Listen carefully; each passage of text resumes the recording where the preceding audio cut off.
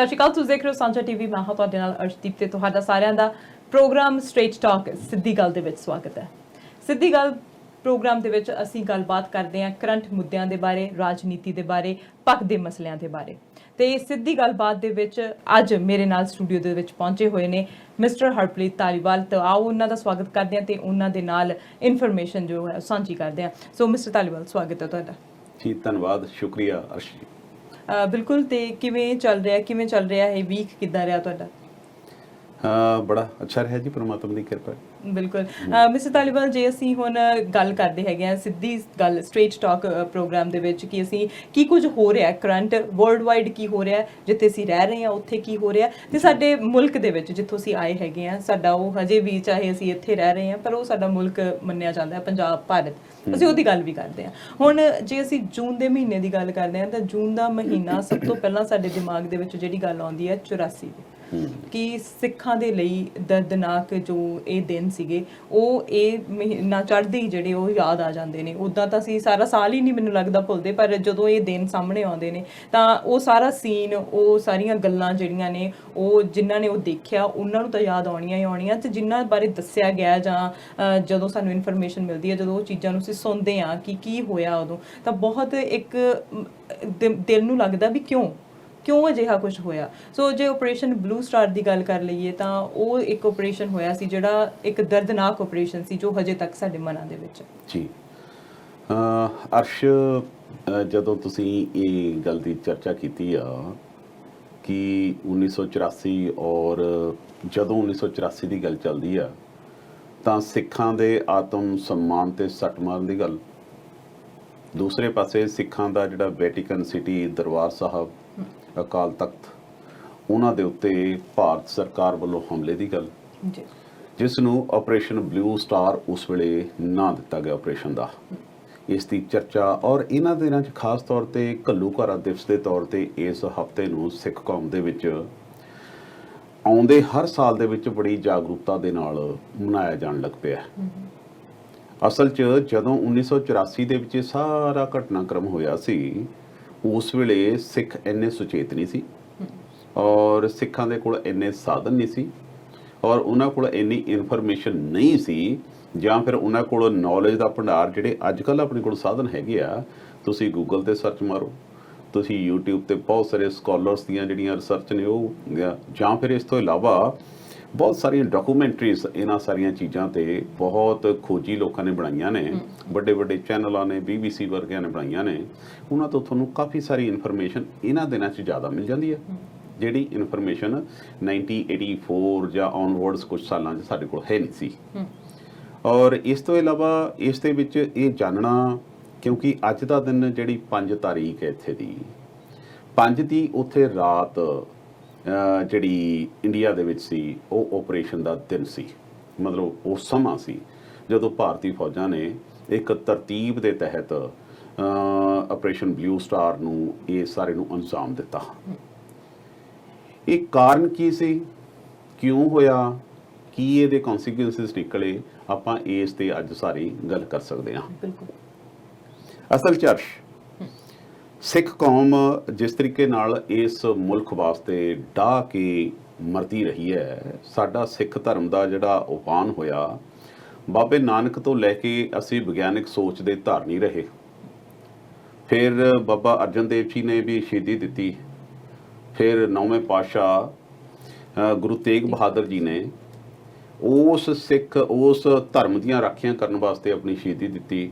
ਸਾਡਾ ਇਤਿਹਾਸ, ਸਾਡੀ ਜਿਹੜੀ ਨੀਂਹ ਹੈ, ਉਹ ਕੁਰਬਾਨੀਆਂ ਤੋਂ ਸ਼ੁਰੂ ਹੋਈ ਸਾਡੇ ਸਿੱਖ ਧਰਮ ਦੀ।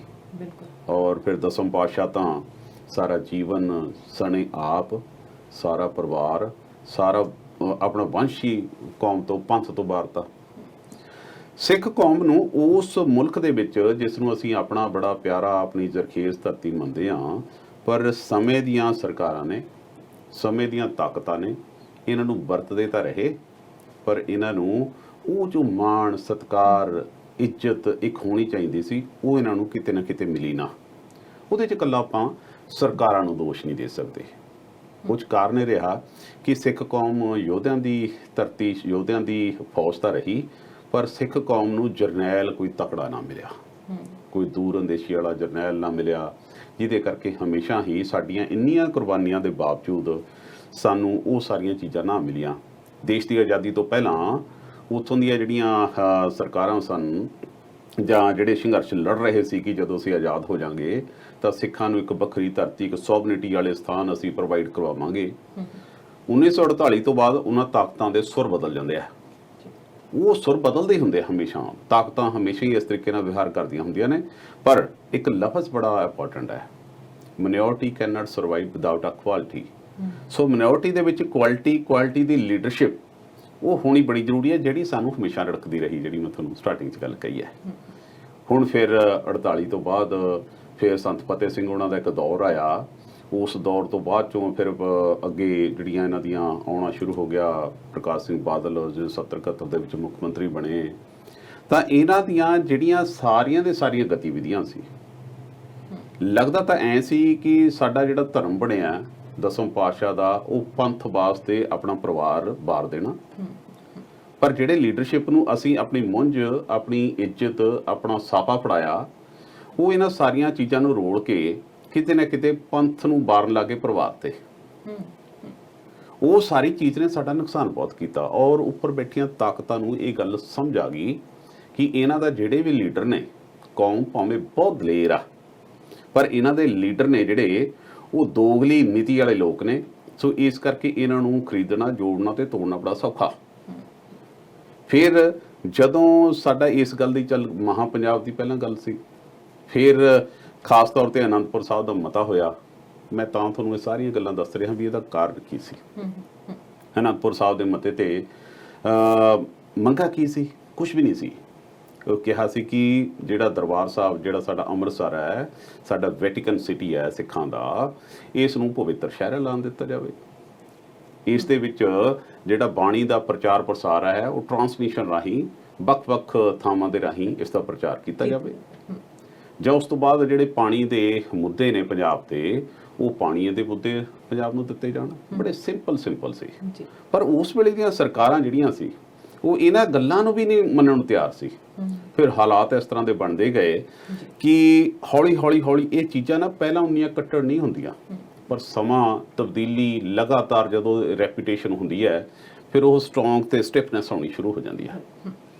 ਫਿਰ ਜਦੋਂ 1977 ਦੇ ਵਿੱਚ ਨਿਰੰਕਾਰੀ ਕਾਂਡ ਹੋਇਆ, 1978 ਦੇ ਵਿੱਚ ਸਿੱਖਾਂ ਦਾ ਸ਼ਹੀਦ ਹੋ ਜਾਣਾ 13 ਸਿੰਘਾਂ ਦਾ, ਉਸ ਤੋਂ ਬਾਅਦ ਰਿਫਟਬਾਜ਼ੀ ਵੱਜਣੀ ਸ਼ੁਰੂ ਹੋਈ। ਫਿਰ ਉਸ ਦਾ ਇੱਕ ਧਰਮ ਯੁੱਧ ਮੋਰਚੇ ਦੇ ਵਿੱਚ, ਅਸਲ 'ਚ ਕਪੂਰੀ ਦਾ ਜਿਹੜਾ ਪਾਣੀ ਦਾ ਮਾਮਲਾ ਸੀ ਨਾ, ਪਹਿਲਾਂ ਤਾਂ ਬਾਦਲ ਸਾਹਿਬ ਦੀ ਯਾਰਾਨਾ ਸੀ ਦੇਵੀ ਲਾਲ ਦੇ ਪਰਿਵਾਰ ਦੇ ਨਾਲ। ਇਹਨਾਂ ਨੇ ਉੱਪਰੋਂ ਦਿਖਾਵਾ ਕਰਦੇ ਸੀ ਕਿ ਅਸੀਂ ਪਾਣੀ ਦੇ ਹੱਕ 'ਚ ਲੜ ਰਹੇ ਹਾਂ, ਪਰ ਅੰਦਰੋਂ ਖਾਤੀ ਉਹਨਾਂ ਨੂੰ ਸੌਦਾ ਕਰ ਲਿਆ ਸੀ। ਦੂਜੇ ਪਾਸੇ ਕੈਪਟਨ ਅਮਰਿੰਦਰ ਜਦੋਂ ਸਿਆਸਤ ਦੇ ਵਿੱਚ ਆਏ, ਉਹ ਇੰਦਰਾ ਗਾਂਧੀ ਦੇ ਸਿਆਸੀ ਸਲਾਹਕਾਰ ਦੇ ਤੌਰ ਤੇ ਵਿਚਰਦੇ ਸੀ। ਕਪੂਰੀ ਦੇ ਵਿੱਚ ਇੰਦਰਾ ਗਾਂਧੀ ਆਉਂਦੀ ਆ, ਉਹ ਚਾਂਦੀ ਦੀ ਕਹੀ ਦੇ ਨਾਲ ਟੱਕ ਲਾਉਂਦੀ ਹੈ ਤੇ ਕੈਪਟਨ ਅਮਰਿੰਦਰ ਵੀ ਉੱਥੇ ਮੌਜੂਦ ਰਹਿੰਦੇ ਆ। ਫਿਰ ਉਸ ਤੋਂ ਬਾਅਦ ਚੋਂ ਸਾਰੇ ਦਾ ਸਾਰਾ ਪ੍ਰਕਾਸ਼ ਸਿੰਘ ਬਾਦਲ ਉਹਨੇ ਦਿਖਾਵਾ ਕਰਦੇ ਆ ਕਿ ਅਸੀਂ ਪੰਜਾਬ ਦੇ ਹਿੱਤਾਂ ਵਾਸਤੇ ਹਾਂ। ਹਾਲਾਂਕਿ ਉਹਨਾਂ ਦਾ ਰਿਕਾਰਡ ਇਹ ਬੋਲਦਾ ਹੈ ਕਿ ਹਰਿਆਣਾ ਦੀ ਵਿਧਾਨ ਸਭਾ ਦੇ ਵਿੱਚ ਇਹ ਰਿਕਾਰਡ ਪਿਆ, ਜਿਹਦੇ 'ਚ ਦੇਵੀ ਲਾਲ ਕਹਿੰਦੇ ਆ ਕਿ ਅਸੀਂ 2 ਕਰੋੜ ਰੁਪਈਆ ਪੰਜਾਬ ਵਾਲੇ ਨੂੰ ਦੇ ਦਿੱਤਾ ਹੈ, ਤੇ ਪ੍ਰਕਾਸ਼ ਸਿੰਘ ਬਾਦਲ ਉਹਨਾਂ ਨੇ ਸਾਨੂੰ ਜ਼ੁਬਾਨ ਦੇ ਦਿੱਤੀ ਹੈ ਕਿ ਤੁਸੀਂ ਨਹਿਰ ਪੱਟ ਲਿਓ, ਅਸੀਂ ਪੱਟ ਕੇ ਦਿਆਂਗੇ। ਇਹ ਗੱਲਾਂ ਪਿੱਛੇ ਰਹਿ ਗਈਆਂ, ਪਰ ਦਿਖਾਵੇ ਕੁਝ ਹੋਰ ਕਰਦੇ ਨੇ। ਜਿਵੇਂ ਮੈਂ ਸਟਾਰਟਿੰਗ 'ਚ ਤੁਹਾਨੂੰ ਕਿਹਾ ਕਿ ਇਹਨਾਂ ਦੀਆਂ ਨੀਤਾਂ ਤੇ ਨੀਤ ਦੇ ਵਿੱਚ ਬੜਾ ਫਰਕ ਸੀ। ਉਹ ਸਾਰੇ ਹੀ ਘਟਨਾਕ੍ਰਮ ਦੇ ਵਿੱਚ ਹੁੰਦੇ ਆ। ਫਿਰ ਧਰਮ ਯੁੱਧ ਮੋਰਚਾ ਹੋਇਆ। ਸੰਤ ਲੌਂਗੋਵਾਲ ਇੱਕ ਬੜਾ ਸਿੱਧ ਪੁੱਤਰਾ ਇੱਕ ਸੰਤ ਸੀ, ਉਸ ਦੀ ਅਗਵਾਈ ਦੇ ਵਿੱਚ ਧਰਮ ਯੁੱਧ ਮੋਰਚਾ ਸ਼ੁਰੂ ਹੋਇਆ। ਪਰ ਮੀਨਵਾਈਲ ਸੰਤ ਜਰਨੈਲ ਸਿੰਘ ਜੀ ਭਿੰਡਰਾਂ ਜਿਹੜੇ ਕਿ ਕਰਤਾਰ ਸਿੰਘ, ਜਿਹੜੀ ਦਮਦਮੀ ਟਕਸਾਲ ਹੈ, ਸੰਤ ਕਰਤਾਰ ਸਿੰਘ ਉਹਨਾਂ ਦੇ ਚੇਲੇ ਸਨ, ਤਾਂ ਉਹਨਾਂ ਦਾ ਇਸ ਤਰੀਕੇ ਨਾਲ ਪ੍ਰਭਾਵ ਵਧਣਾ ਹੌਲੀ ਸ਼ੁਰੂ ਹੋਇਆ ਤੇ ਉਹਨਾਂ ਨੂੰ ਦਮਦਮੀ ਟਕਸਾਲ ਦਾ ਮੁਖੀ ਬਣਾ ਦਿੱਤਾ। ਉਹ ਬੜੇ ਧਾਰਮਿਕ ਤੌਰ ਤੇ ਸਨ, ਉਹ ਬੜਾ ਕੱਟੜਤਾ ਵਾਲੀ ਗੱਲਬਾਤ ਨਹੀਂ ਸੀ ਉਦੋਂ। ਉਹ ਧਾਰਮਿਕ ਤੌਰ ਤੇ ਵਿਚਰ ਕਰਨ ਵਾਲੇ ਔਰ ਸਿੱਖੀ ਦੀ ਸੋਵਰਨਿਟੀ ਦੀ ਗੱਲ ਕਰਨ ਵਾਲੇ ਸੀ। ਪਰ ਹਾਲਾਤ ਇਸ ਤਰ੍ਹਾਂ ਦੇ ਵਿਗੜਦੇ ਚਲੇ ਗਏ। ਹਿੰਦੂ ਸਿੱਖ ਦੇ ਵਿੱਚ ਇਸ ਤਰ੍ਹਾਂ ਦੇ ਹਾਲਾਤ, ਰਿਫਟਬਾਜ਼ੀ ਹੋਣੀ ਸ਼ੁਰੂ ਹੋ ਗਈ, ਨਾਅਰੇ ਲੱਗਣੇ ਸ਼ੁਰੂ ਹੋ ਗਏ। ਹਿੰਦੂ ਇੱਥੇ ਨਾਅਰੇ ਮਾਰ ਲਾ ਕੇ ਕਿ ਕੰਘਾ ਕੱਛਾ ਕੜਾ ਕਿਰਪਾਨ ਅਸੀਂ ਧੱਕ ਦਿਆਂਗੇ ਪਾਕਿਸਤਾਨ, ਤੇ ਉਧਰੋਂ ਫਿਰ ਸਿੱਖਾਂ ਦੇ ਵਿੱਚ ਰਿਫਟਬਾਜ਼ੀ ਵਧਣੀ ਸ਼ੁਰੂ ਹੋਈ।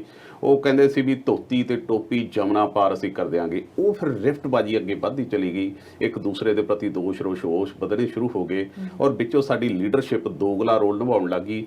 ਸੋ ਇਹ ਸਾਰੀਆਂ ਚੀਜ਼ਾਂ ਉਹ ਨੇ ਅਰਸ਼ ਜਿਸ ਨੇ ਇਸ ਤਰ੍ਹਾਂ ਦੇ ਹਾਲਾਤ ਪੈਦਾ ਕੀਤੇ।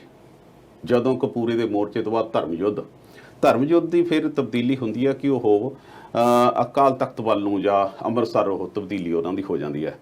ਉਹਨਾਂ ਦਿਨਾਂ ਦੇ ਵਿੱਚ ਖਾਸ ਤੌਰ ਤੇ ਸੰਤ ਜਰਨੈਲ ਸਿੰਘ ਜੀ ਭਿੰਡਰਾਂ ਵਾਲੇ, ਉਹਨਾਂ ਦੀ ਤਕਰੀਰ ਦੇ ਵਿੱਚ ਇੱਕ ਬੜੀ ਖਾਸੀਅਤ ਸੀ। ਜਦੋਂ ਉਹ ਗੱਲ ਕਰਦੇ ਸੀ ਤਾਂ ਉਹਨਾਂ ਦਾ ਇੱਕ ਲਹਿਜਾ ਇਸ ਤਰ੍ਹਾਂ ਦਾ ਸੀ ਜਿਹਨੂੰ ਸਿੱਖ ਖਾਸ ਤੌਰ ਤੇ ਨੌਜਵਾਨ ਵਰਗ ਉਹਨਾਂ ਦੇ ਵੱਲ ਬੜਾ ਅਟਰੈਕਟ ਹੁੰਦਾ ਸੀ।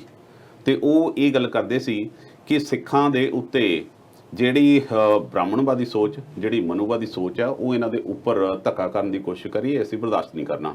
ਔਰ ਖਾਸ ਤੌਰ ਤੇ ਨੌਜਵਾਨ ਵਰਗ ਜਦੋਂ ਅਰਸ਼ ਹੁੰਦਾ ਹੈ ਤਾਂ ਉਹ ਤੱਤਾ ਹੁੰਦਾ ਹੈ, ਉਹ ਇਹ ਸਾਰੀਆਂ ਚੀਜ਼ਾਂ ਨੂੰ ਛੇਤੀ ਅਡਾਪਟ ਕਰਦਾ।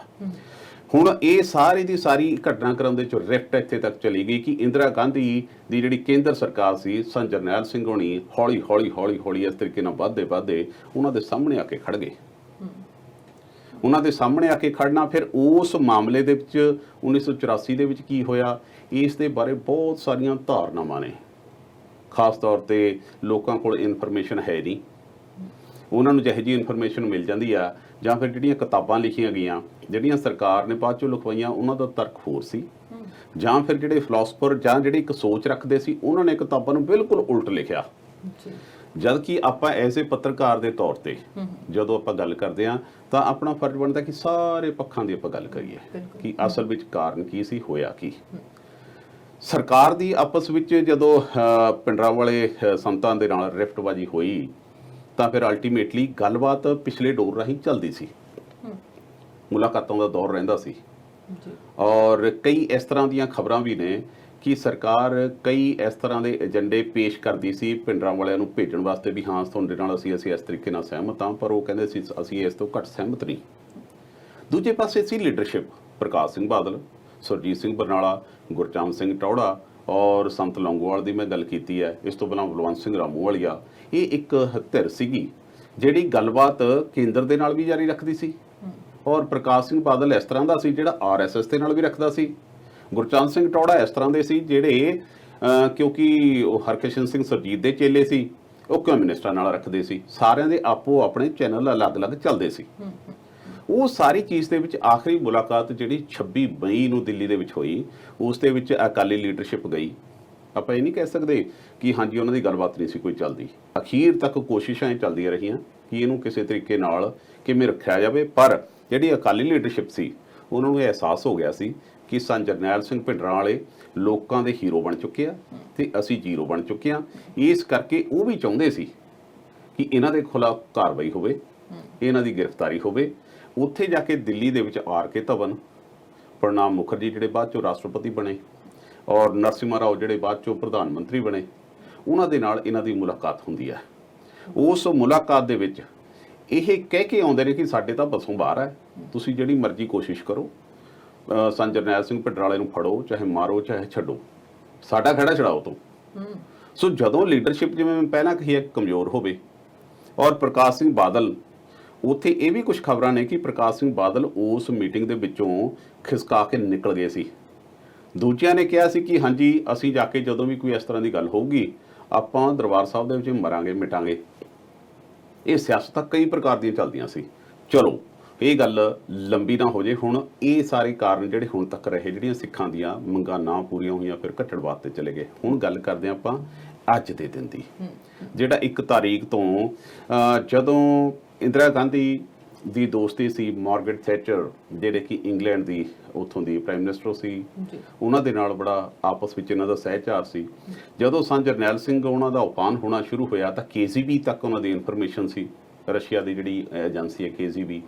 ਤਾਂ ਉਹ ਸਾਰੀ ਚੀਜ਼ ਦੇ ਵਿੱਚ ਇੱਕ ਵਾਰੀ ਇਹ ਵੀ ਖਬਰਾਂ ਨੇ ਕਿ ਇੰਦਰਾ ਗਾਂਧੀ ਤੇ ਮਾਰਗਰਟ ਥੈਚਰ ਨੇ ਆਪਸ ਵਿੱਚ ਜਿਹੜਾ ਉਹਨਾਂ ਦਾ ਪੱਤਰ ਵਿਵਹਾਰ ਹੈ, ਬੜੀ ਦੇਰ ਬਾਅਦ ਇਸ ਗੱਲ ਦੇ ਇਨਸਾਫ ਹੋਏ ਕਿ ਇੱਕ ਆਪਰੇਸ਼ਨ ਇਸ ਤਰ੍ਹਾਂ ਦਾ ਤਿਆਰ ਕੀਤਾ ਗਿਆ। ਇੰਦਰਾ ਗਾਂਧੀ, ਹਾਲਾਂਕਿ ਬਹੁਤ ਸਾਰੇ ਲੋਕ ਇਹ ਵੀ ਗੱਲ ਕਹਿੰਦੇ ਆ ਕਿ ਇੰਦਰਾ ਗਾਂਧੀ ਇਸ ਤਰੀਕੇ ਨਾਲ ਸੋਚਦੀ ਸੀ, ਇੰਦਰਾ ਗਾਂਧੀ ਕਿਤੇ ਨਾ ਕਿਤੇ ਡਰਦੀ ਸੀ। ਉਹਨੂੰ ਇਸ ਗੱਲ ਦਾ ਡਰ ਸੀ ਕਿ ਕਿਤੇ ਨੁਕਸਾਨ ਜ਼ਿਆਦਾ ਨਾ ਹੋ ਜੇ। ਇਸ ਦੇ ਵਿੱਚ ਮੇਰਾ ਸਿਆਸੀ, ਕਿਉਂਕਿ ਰਾਜਨੀਤੀ ਲੋਕਾਂ ਨੇ ਆਪਣਾ ਸਿਆਸੀ ਆਧਾਰ ਦੇਖਣਾ ਹੁੰਦਾ। ਇੱਕ ਸਨਡਾਊਨ ਆਪਰੇਸ਼ਨ ਤਿਆਰ ਕੀਤਾ ਗਿਆ। ਸਨਡਾਊਨ ਆਪਰੇਸ਼ਨ 'ਚ ਇਹ ਸੀ ਕਿ ਉੱਪਰੋਂ ਪੈਰਾਮਿਲਟਰੀ ਫੋਰਸਿਸ ਰਾਹੀਂ ਉਹ ਥੱਲੇ ਉਤਰਨਗੇ, ਆਪਰੇਸ਼ਨ ਕਰਨਗੇ, ਸੰਤਾਂ ਨੂੰ ਗ੍ਰਿਫਤਾਰ ਕਰਨਗੇ ਜਾਂ ਨਿਊਟਰਲਾਈਜ਼ ਕਰਨਗੇ, ਇਸ ਤਰੀਕੇ ਨਾਲ ਕਰਕੇ ਬਾਕੀ ਲੋਕਾਂ ਦਾ ਨਾ ਹੋਵੇ। ਪਰ ਜਦੋਂ ਉਹਨਾਂ ਨੇ ਆਈਬੀ ਦੇ ਜਾਂ ਇੰਟੈਲੀਜੈਂਸੀ ਦੇ ਜਾਂ ਰਾਹ ਦੇ ਜਿਹਨੂੰ ਉਹਨਾਂ ਨੂੰ ਬੁਲਾਇਆ ਜਾਂ ਉਹਨਾਂ ਤੋਂ ਇਨਪੁਟ ਲਈ, ਤਾਂ ਉਹਨਾਂ ਨੇ ਦੱਸਿਆ ਕਿ ਆਪਣਾ ਨੁਕਸਾਨ ਹੋ ਸਕਦਾ, ਆਪਰੇਸ਼ਨ ਉੱਥੇ ਰੋਕ ਦਿੱਤਾ ਗਿਆ। ਫਿਰ ਇਹ ਵੀ ਹੈ ਕਿ ਜਿਹੜੀਆਂ ਦੂਸਰੀਆਂ ਫੋਰਸਿਸ ਸੀ, ਬਹੁਤ ਸਾਰੀਆਂ ਖਬਰਾਂ ਇਹ ਵੀ ਨੇ, ਅਫਵਾਹਾਂ ਨੇ ਕਿ ਚੁਕਰਾਤਾ ਦੇ ਵਿੱਚ ਵੀ ਇਸ ਦੀ ਪ੍ਰੈਕਟਿਸ ਹੁੰਦੀ ਰਹੀ। ਪਰ ਆਪਾਂ ਇਹ ਗੱਲ ਵੀ ਨਹੀਂ ਕਹਿ ਸਕਦੇ ਕਿ ਹਾਂਜੀ ਇਹ ਆਪਰੇਸ਼ਨ ਜੀ 28-29 ਮਈ ਨੂੰ ਇਹ ਜਾ ਕੇ ਇੱਕਦਮ ਐਲਾਨ ਹੋਇਆ। ਇਹ ਲੱਗਦਾ ਸੀ ਉਹਨਾਂ ਦੇ ਹਾਲਾਤਾਂ ਤੋਂ ਕਿ ਆਪਰੇਸ਼ਨ ਦੀ ਤਿਆਰੀ ਤਾਂ ਬੜੀ ਦੇਰ ਪਹਿਲਾਂ ਦੀ ਚੱਲਦੀ ਸੀ। ਪਰ ਜਿਹੜੇ ਉਸ ਆਪਰੇਸ਼ਨ ਦੇ ਵਿੱਚ ਸ਼ਾਮਲ ਸੀ, ਹਾਲਾਂਕਿ ਕੁਲਦੀਪ ਸਿੰਘ ਬਰਾੜ ਜਿਹੜੇ ਲੈਫਟੀਨੈਂਟ ਜਨਰਲ ਸੀਗੇ ਉਸ ਵੇਲੇ, ਉਹ ਆਪਣੀਆਂ ਕਿਤਾਬਾਂ 'ਚ ਕਹਿੰਦੇ ਆ ਕਿ ਨਹੀਂ ਜੀ ਮੈਨੂੰ ਤਾਂ 29 ਤਰੀਕ ਨੂੰ ਪਤਾ ਲੱਗਿਆ, ਮੈਂ ਤਾਂ ਮਨੀਲਾ ਪਤਾ ਨਹੀਂ ਕਿੱਥੇ ਘੁੰਮਣ ਚੱਲਿਆ ਸੀਗਾ। ਇਹ ਪੋਸੀਬਲ ਨਹੀਂ ਹੋ ਸਕਦਾ। ਜਿਵੇਂ ਤੁਸੀਂ ਗੱਲ ਕੀਤੀ ਹੈ, ਇਹ ਇੱਕ ਸਾਹਮਣੇ ਆਇਆ ਸੀਗਾ ਕਿ ਪਹਾੜਾਂ ਦੇ ਵਿੱਚ ਉੱਥੇ 2 ਸਾਲ ਤੋਂ ਪਹਿਲਾਂ ਇੱਕ ਤਿਆਰੀ ਹੋ ਰਹੀ ਸੀ ਕਿ ਉੱਥੇ ਜਿਹੜਾ ਜੇ ਅਸੀਂ ਹਰਿਮੰਦਰ ਸਾਹਿਬ ਦੀ ਗੱਲ ਕਰੀਏ ਤਾਂ ਉਹਦਾ ਪੂਰਾ ਨਕਸ਼ਾ ਉੱਥੇ ਬਣਾ ਕੇ ਜਿਹੜੀ ਉੱਥੇ ਫੌਜ ਭੇਜਣ ਦੀ ਤਿਆਰੀ, ਉੱਥੇ ਜੋ ਗਸ਼ਤ ਕਰਨ ਦੀ ਤਿਆਰੀ ਸੀ, ਉਹ ਪਹਿਲਾਂ ਤੋਂ ਕੀਤੀ ਜਾ ਰਹੀ ਸੀ। ਇਹ ਚੀਜ਼ਾਂ ਵੀ ਜਿਹੜੀਆਂ ਸਾਹਮਣੇ ਆਈਆਂ ਨੇ। ਹੁਣ ਜਦੋਂ ਇਹ ਦਿਨ ਆਉਂਦਾ ਆ, 5 ਤਰੀਕ ਦਾ ਦਿਨ ਆਉਂਦਾ ਆ, ਉਸ ਦਿਨ ਗੁਰੂ ਅਰਜਨ ਦੇਵ ਜੀ ਦੀ ਸ਼ਹੀਦੀ ਦੇ ਪੁਰਬ ਦੇ ਮੁਤਾਬਿਕ ਜਿਹੜੀਆਂ ਸੰਗਤਾਂ ਸੀਗੀਆਂ ਉਹ ਉੱਥੇ ਗਈਆਂ ਹੋਈਆਂ ਸੀ ਤੇ ਉੱਥੇ ਕਰਫਿਊ ਲੱਗਣ ਦੇ ਕਰਕੇ ਉੱਥੇ ਉਹ ਨਿਕਲ ਨਹੀਂ ਸਕੀਆਂ। ਉੱਥੇ ਉਹਨਾਂ ਨੂੰ ਉੱਥੇ ਰਾਤ ਗੁਜ਼ਾਰਨੀ ਪਈ, ਉੱਥੇ ਰਹਿਣਾ ਪਿਆ। ਫਿਰ ਉਸ ਤੋਂ ਬਾਅਦ ਅਰਦਾਸ ਹੋ ਰਹੀ ਹੈ, ਕੀਰਤਨ ਹੋ ਰਿਹਾ, ਤੇ ਇੱਕੋ ਦਮ ਜਿਹੜਾ ਹਰਿਮੰਦਰ ਸਾਹਿਬ ਦੇ ਉੱਤੇ ਅਟੈਕ ਹੋ ਜਾਣਾ, ਤੇ ਉਸ ਤੋਂ ਬਾਅਦ ਨਿੱਕੇ ਬੱਚੇ, ਔਰਤਾਂ, ਮਰਦਾਂ, ਕਿੰਨੇ ਜਾਣਿਆਂ ਦੀਆਂ ਸ਼ਹੀਦੀ ਪ੍ਰਾਪਤ ਕਰ ਜਾਣਾ, ਇੰਨੇ ਜਾਣਿਆਂ ਦਾ ਸ਼ਹੀਦ ਹੋ ਜਾਣਾ। ਕਈ ਜ਼ਖਮੀ ਵੀ ਹੋਏ ਨੇ, ਕਈਆਂ ਦੀਆਂ ਇੰਨੀ ਭਾਰੀ ਮਾਤਰਾ ਦੇ ਵਿੱਚ ਜਿਹੜੀਆਂ ਲਾਸ਼ਾਂ ਨੇ ਉਹਨਾਂ ਨੂੰ ਲੈ ਕੇ ਜਾਣਾ। ਅੱਜ ਤੱਕ ਇਨਸਾਫ ਨਹੀਂ ਹੋਇਆ। ਇਹ ਅੱਜ ਕਿੱਥੇ ਫਿਊਚਰ ਹੈ ਇਹ ਕੀ ਹੁਣ ਇਹਦਾ ਫਿਊਚਰ ਹੋਊਗਾ ਕੀ? ਹੁਣ ਜਿਹੜੇ ਲੋਕ ਅਜੇ ਤੱਕ ਆਪਣੇ ਅਜੀਜ਼ਾਂ ਦੀਆਂ ਜਿਹੜੀਆਂ ਫੋਟੋਆਂ ਨੇ ਉਹ ਲੈ ਕੇ ਬੈਠੇ ਨੇ, ਇਨਸਾਫ ਨੂੰ ਉਡੀਕ ਰਹੇ ਨੇ, ਕੀ ਕਦੇ ਇਨਸਾਫ ਹੋਣ ਵਾਲਾ ਇਹਨਾਂ ਦੇ ਨਾਲ? ਮੈਂ ਤੁਹਾਡੀ ਉਸ ਗੱਲ ਤੇ ਆਉਣਾ।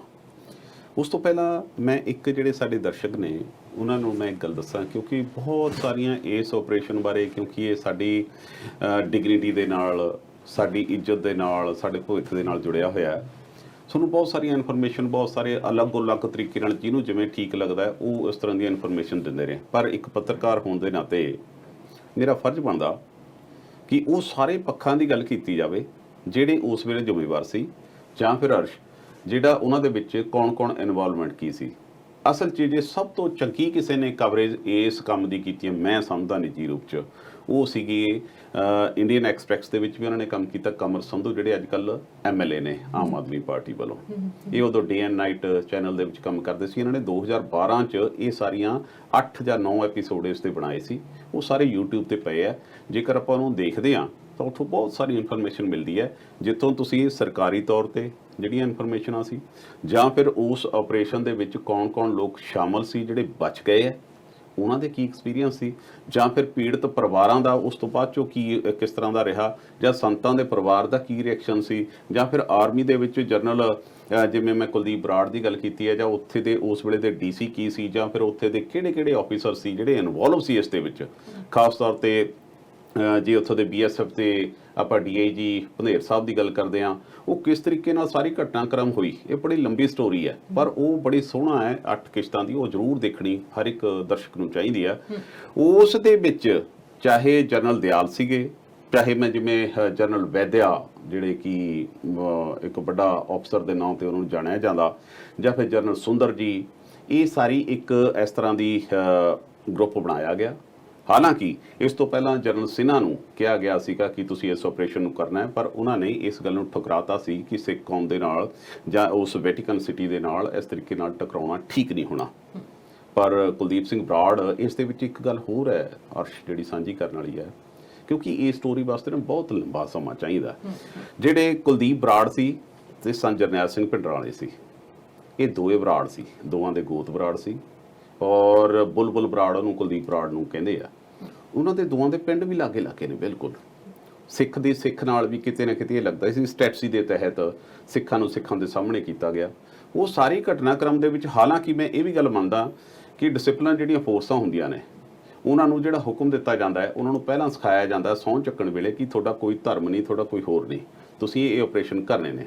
ਬਹੁਤ ਸਾਰੇ ਇਸ ਗੱਲ ਤੇ ਵੀ ਸਵਾਲ ਖੜੇ ਕਰਦੇ ਆ ਕਿ ਸੰਤ ਜਰਨੈਲ ਸਿੰਘ ਭਿੰਡਰਾਂ ਵਾਲਿਆਂ ਨੇ ਦਰਬਾਰ ਸਾਹਿਬ ਦੇ ਅਕਾਲ ਤਖਤ ਦੇ ਉੱਤੇ ਜਾ ਕੇ ਨਹੀਂ ਬੈਠਣਾ ਚਾਹੀਦਾ ਸੀ, ਜਦ ਪਤਾ ਸੀ ਕਿ ਇਸ ਤਰ੍ਹਾਂ ਦਾ ਕਲੈਸ਼ ਹੋ ਸਕਦਾ ਤਾਂ ਉਹਦੇ ਵਿੱਚ ਅਕਾਲ ਤਖਤ ਦਾ ਵੀ ਨੁਕਸਾਨ ਹੋਣਾ ਹੈ, ਦਰਬਾਰ ਸਾਹਿਬ ਦਾ ਵੀ ਹੋਣਾ ਹੈ ਔਰ ਇਨੋਸੈਂਟ ਲੋਕਾਂ ਦਾ ਵੀ ਹੋਣਾ ਹੈ। ਸੋ ਦੋਏ ਧਿਰਾਂ ਤੇ ਕਿਤੇ ਨਾ ਕਿਤੇ ਸਵਾਲ ਖੜੇ ਜ਼ਰੂਰ ਹੁੰਦੇ ਆ। ਹਾਂ, ਜਿਹੜਾ ਕਾਰਨ ਹੈ ਕਿ ਜਿਹੜੇ ਸਰਕਾਰੀ ਤੰਤਰ ਇਸ ਗੱਲ ਦਾ ਆਪਣੇ ਬਿਨਾਂ ਲੈਂਦੇ ਆ, ਉਹ ਕਹਿੰਦੇ ਆ ਜੀ ਕਿ ਅਕਾਲ ਤਖਤ ਦਾ ਮੇਰੇ ਖਿਆਲ ਨਾਲ ਜਥੇਦਾਰ ਉਦੋਂ ਜੀ, ਮੈਂ ਗਲਤੀ ਨਹੀਂ ਕਰਦਾ ਪਰ ਮੈਨੂੰ ਪੂਰਾ ਪੱਕਾ ਤਾਂ ਨਹੀਂ ਹੈਗਾ, ਸ਼ਾਇਦ ਕਿਰਪਾਲ ਸਿੰਘ ਸੀਗੇ। ਕਿਰਪਾਲ ਸਿੰਘ ਉਹਨਾਂ ਨੇ ਇਹ ਐਲਾਨ ਕਰਨਾ ਸੀਗਾ ਕਿ 3 ਤਰੀਕ ਤੋਂ ਸਿਵਲ ਨਾਮਫਰਮਾਨੀ ਇਨ ਦਾ ਸੈਂਸ ਕਿ ਸਰਕਾਰ ਆਪਣਾ ਜਾਂ ਫਿਰ ਜਿਹੜੇ ਅਕਾਲੀ ਦਲ ਵੱਲੋਂ ਸੰਤ ਲੌਂਗੋਵਾਲ ਸੀ ਉਹਨਾਂ ਨੇ ਐਲਾਨ ਕਰਨਾ ਸੀ ਕਿ ਸਿਵਲ ਨਾਮਫਰਮਾਨੀ 3 ਜੂਨ ਤੋਂ, ਕਿਉਂਕਿ ਸਰਕਾਰ ਨਾਲ ਕਲੈਸ਼ਬਾਜ਼ੀ ਚੱਲਦੀ ਸੀ ਕਿ ਅਸੀਂ ਕੋਈ ਵੀ ਆਪਣਾ ਅਨਾਜ ਬਾਹਰ ਨਹੀਂ ਭੇਜਣਾ, ਔਰ ਇਹ ਵੀ ਗੱਲ ਚੱਲਦੀ ਸੀ ਕਿ 10 ਜੂਨ ਹੋ ਸਕਦਾ ਸੰਤ ਜਰਨੈਲ ਸਿੰਘ ਜੀ ਭਿੰਡਰਾਂ ਵਾਲੇ ਖਾਲਿਸਤਾਨ ਦਾ ਐਲਾਨ ਕਰ ਦੇਣ ਇੰਡੀਅਨ ਇੰਟੈਲੀਜੈਂਸ ਦੀ ਇਨਫੋਰਮੇਸ਼ਨ ਦੇ ਮੁਤਾਬਕ। ਔਰ ਉਹਨਾਂ ਦੀ ਇਸ ਗੱਲ ਨੂੰ ਪਾਕਿਸਤਾਨ ਦੇ ਵਿੱਚ ਜਨਰਲ ਜ਼ਿਆ ਉਲ ਹੱਕ ਉਸ ਵੇਲੇ ਰਾਜ ਕਰਦੇ ਸੀ ਕਿ ਉਹ ਉਹਨਾਂ ਨੂੰ ਸਪੋਰਟ ਕਰਨਗੇ ਤੇ ਭਾਰਤ ਤੇ ਹਮਲਾ ਕਰ ਸਕਦੇ ਆ। ਇਹ ਸਾਰੀਆਂ ਚੀਜ਼ਾਂ ਸੀ ਜਿਹੜੀਆਂ ਕੇਂਦਰ ਸਰਕਾਰ ਦੀਆਂ ਇੰਟੈਲੀਜੈਂਸੀਆਂ ਤੇ ਉਹ ਸਾਰੀਆਂ ਚੀਜ਼ਾਂ ਉਹਨਾਂ ਤੇ ਵੀ ਉਹ ਰਿਐਕਟ ਕਰ ਰਹੇ ਸੀ।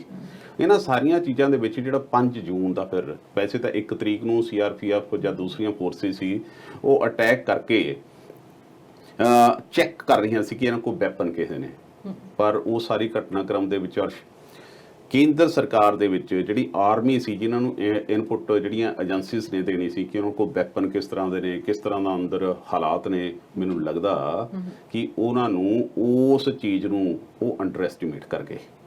ਉਹਨਾਂ ਨੂੰ ਸਿੱਖਾਂ ਦੇ ਜਜ਼ਬੇ ਦਾ ਨਹੀਂ ਸੀ ਪਤਾ, ਔਰ ਦੂਜੇ ਪਾਸੇ ਸੰਤ ਜਰਨੈਲ ਸਿੰਘ ਦਾ ਦ੍ਰਿੜ ਇਰਾਦੇ ਦਾ ਨਹੀਂ ਸੀ ਪਤਾ।